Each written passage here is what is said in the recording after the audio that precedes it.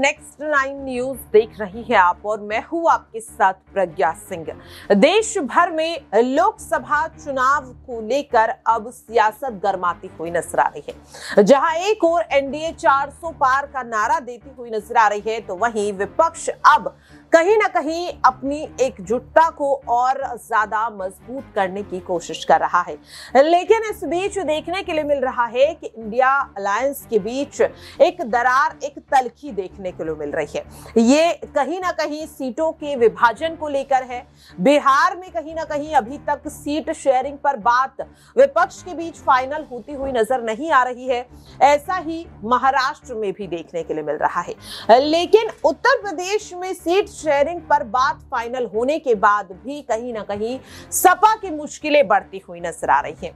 दरअसल 80 लोकसभा सीटों में से 63 सीटों पर सपा अकेले चुनाव लड़ने का दावा कर रही है और जीत का भी दावा कर रही है। लेकिन सवाल ये बनता हुआ नजर आ रहा है कि 63 सीटों को अगर एक बार के लिए अलग भी रख दिया जाए तो क्या अखिलेश यादव अपने गढ़ को बचा पाएंगे। बात हो रही है यहाँ पर आजमगढ़ की। आजमगढ़ जो समाजवादी पार्टी का कह सकते हैं कि उनका गढ़ माना जाता है। लंबे समय से सपा इस सीट पर राज करती हुई नजर आ रही थी, लेकिन देखने के लिए मिला कि 2019 में जिस तरह से पूरी की पूरी बाजी पलटती हुई नजर आई, 2022 में जब उपचुनाव हुए और कहीं ना कहीं अखिलेश का जो घमंड है उसे बीजेपी ने पूरी तरह से चूर चूर कर दिया। अखिलेश यादव ने जब इस सीट को खाली किया तो उपचुनाव हुए और उसके बाद देखने के लिए मिला कि इस सीट से अखिलेश यादव को काफी ज्यादा रणनीति बनानी पड़ी कि आखिरकार किसे चुनावी मैदान में आगे किया जाए।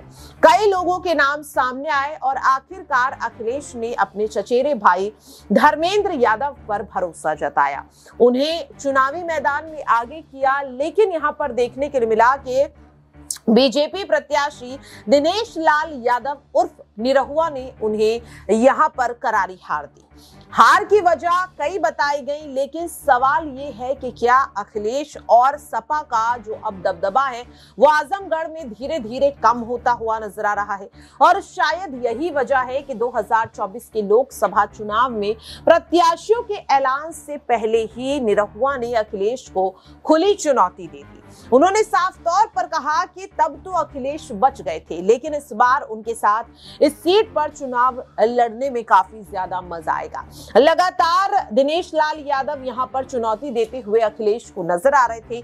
हर किसी को लगा कि शायद आजमगढ़ से अखिलेश यादव ही चुनाव लड़ेंगे, लेकिन एक बार फिर से अखिलेश ने अपने भाई धर्मेंद्र यादव को आगे कर दिया है और बीजेपी ने इस सीट पर फिर से निरहुआ को ही उतारा है। अब ऐसे में सवाल ये बन रहा है कि आखिरकार अखिलेश जब पहले ही धर्मेंद्र यादव के चेहरे पर इस सीट से हार का सामना करते हुए नजर आए थे, तो फिर आखिरकार इस बार क्यों फिर से धर्मेंद्र यादव को टिकट दिया गया है।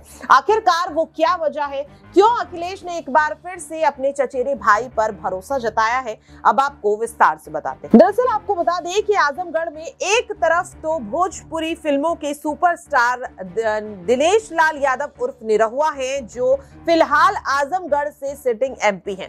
बीजेपी ने उन्हें फिर से लोकसभा चुनावों में उम्मीदवार बनाने का फैसला लिया, तो दूसरी ओर समाजवादी पार्टी ने एक बार फिर से धर्मेंद्र यादव को आगे किया। दरअसल अगर पिछले चुनाव की बात की जाए तो यहां पर 6 सबसे बड़ी बातें जो कहीं ना कहीं अखिलेश की हार की वजह बनी थी। दरअसल 2019 से कम वोट पाकर भी अगर यहां पर दिनेश लाल यादव जीत हासिल करते हुए नजर आए थे, तो उसकी वजह थे बीएसपी नेता गुड्डू जमाली। जी हां, गुड्डू जमाली जो अब सपा में शामिल हो चुके हैं। दरअसल आपको बता दें कि यहां पर सबसे ज्यादा वोट जो मिले थे वो दिनेश लाल यादव को थे, उसके बाद धर्मेंद्र यादव और तीसरे नंबर पर थे बीएसपी से गुड्डू जमाली। लेकिन अब इस बार जिस तरीके से देखा जा रहा है कि गुड्डू जमाली सपा में आ चुके हैं, तो कहीं ना कहीं अब गुड्डू जमाली का जो वोट बैंक था वो भी अब सपा को मिलता हुआ नजर आ रहा है। यह भी कहा जा रहा है कि बीएसपी ने अभी तक इस सीट पर किसी उम्मीदवार को नहीं उतारा है और इसीलिए हो सकता है कि शायद अखिलेश की जीत की वजह सबसे ज्यादा यहां पर बनती हुई नजर आए।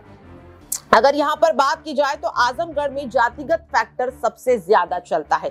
यहाँ पर यादवों का दबदबा सबसे ज्यादा देखने के लिए मिलता है और इसीलिए बीजेपी ने भी इस सीट पर यादव कुनबे से ही ताल्लुक रखने वाले दिनेश लाल यादव को चुनावी मैदान में आगे किया था, जिसकी वजह से कहीं ना कहीं यादव वोटों को तोड़ने की जो रणनीति थी बीजेपी की, वो यहाँ पर काम आती हुई नजर आई। तो देखा आपने कि कुछ ऐसी चीजें थी जो उपचुनाव में 2022 में होती हुई देखी गई और इसी की वजह से अखिलेश ने अब सबसे पहले तो जो यहाँ पर सबसे बड़ी कार्ड थी सपा की, यानी कि बीएसपी से गुड्डू जमाली, उन्हें अपनी तरफ कर लिया है। तो यानी कि जो वोट बैंक बीएसपी का था वो भी अब कहीं ना कहीं सपा के पास आ गया है।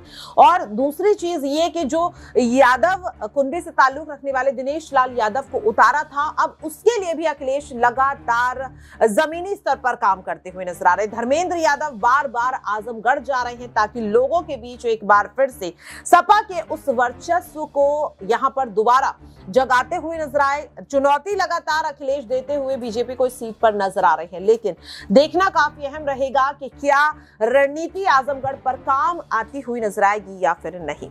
फिलहाल के लिए इस खास रिपोर्ट में इतना ही। बाकी की खबरों के लिए आप देखते रहिए नेक्स्ट 9 न्यूज।